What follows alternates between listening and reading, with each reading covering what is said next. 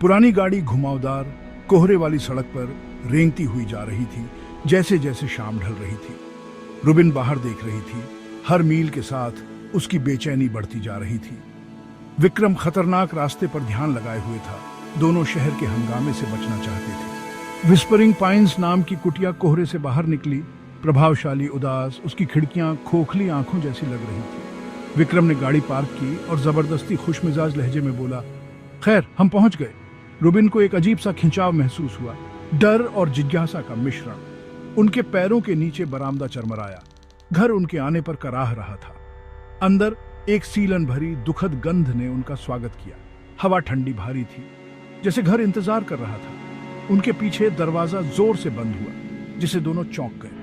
Living room का भूतिया, चादर से ढका फर्नीचर धुंधली रोशनी में डरावना लग रहा था। रुबिन कांप उठी। उसे महसूस हुआ कि कोई उसे देख रहा है। यह सिर्फ एक पुराना घर नहीं था।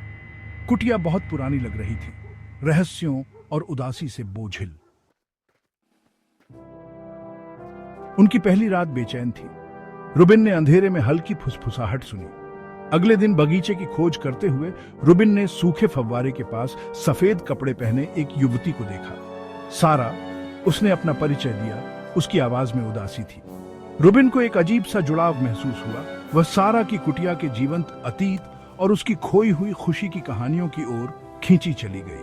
विक्रम ने सारा को कभी नहीं देखा।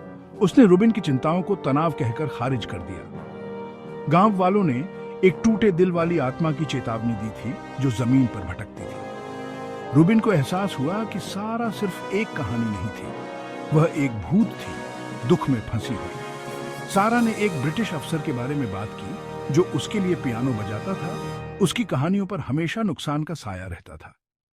रुबिन का डर बढ़ता गया। किंवदंतियां सच थीं और वह अकेली थी जो सारा को देख सकती थी। तीसरी रात एक तूफान आया जब रुबिन ने एक डरावनी पियानो धुन सुनी। वह संगीत का पीछा करते हुए लिविंग रूम तक गई, जहां बिजली गिरने से दो भूतियां आकृतियां दिखाई दीं, सारा रोती हुई और एक गुस्सैल ब्रिटिश अफसर। रुबिन ने उनके दुखद टकराव को देखा, आरोप, विश्वासघात, दिल टूटना। उसकी सांस लेने की आवाज ने नजारे को तोड़ दिया। कमरा शांत हो गया, लेकिन दहशत बनी रही। रुबिन ने विक्रम को जगाने की कोशिश की, लेकिन वह असामान्य रूप से गहरी नींद में सो रहा था। अकेली उसे कुटिया का दुख और गुस्सा अपने पास आता महसूस हुआ।